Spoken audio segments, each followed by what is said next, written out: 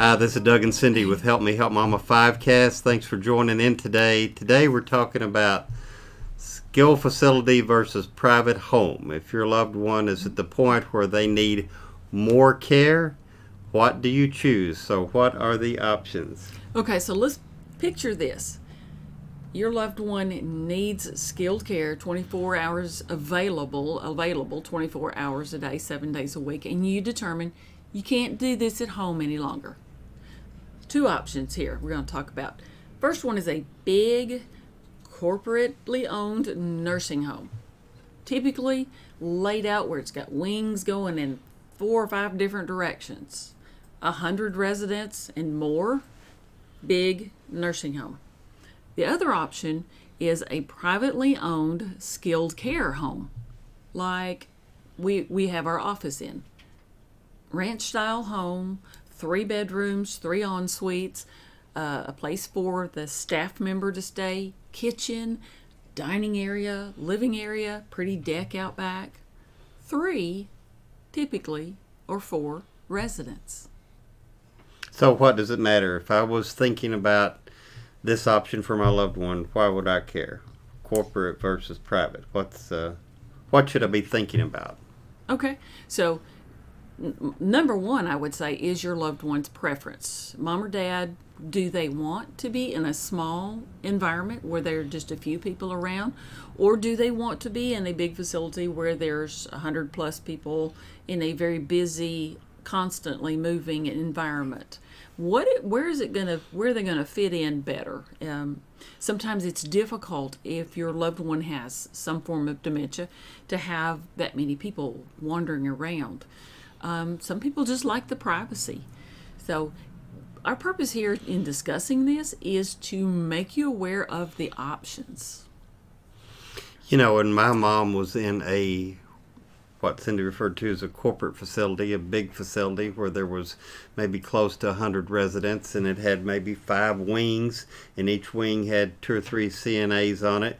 Well, that's maybe 40 rooms, 50 rooms for 2 or 3 CNAs to tend to and pay attention to. Their attention's stretched quite a bit, and if someone needed assistance, it may be a few minutes. If 2 or 3 needs assistance at the same time, it may be a while before they get to it. And with some of these private facilities like we're talking about, if there's 3 residents in one house, you got 1 caregiver, so the ratio would be 1 to 3 as opposed to 1 or 2 to 40. So your odds of getting care immediately is a lot higher. Also, you have to take into account that in the big corporate facility, they are regulated by the state will come in and check and make sure that they meet all the regulations. There's a patient's bill of rights. Once a resident enters, they have specific rights. So you have protections there in place.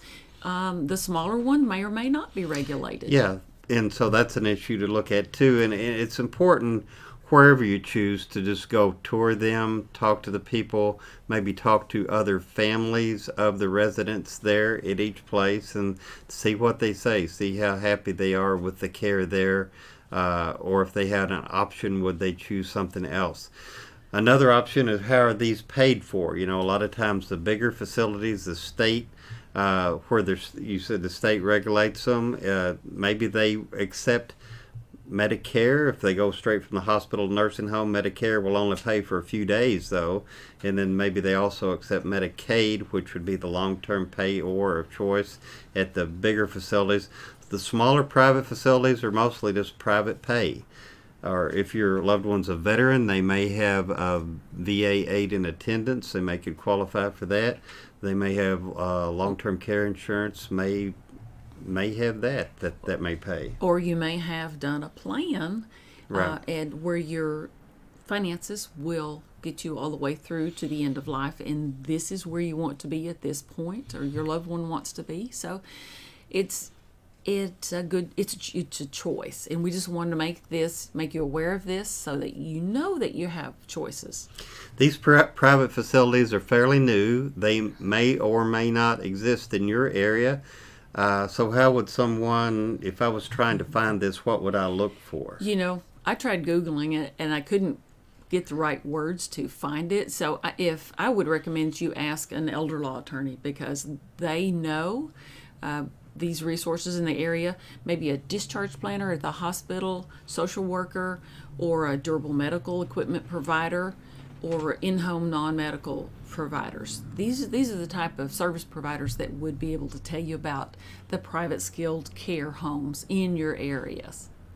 So we hope this information is useful today. If you've got a loved one that's declining that needs this type of care, it's worth checking into to see if it exists in your area. Yes. And we hope you have a great week as you're caring for the loved one in your life. Thank you for being a caregiver. You're making a huge difference in their life. So if you like this video, give us a thumbs up. And if you want to see more videos like this, click on the subscribe button to subscribe to this channel, and click on that little notification bell to be notified the next time we do a video.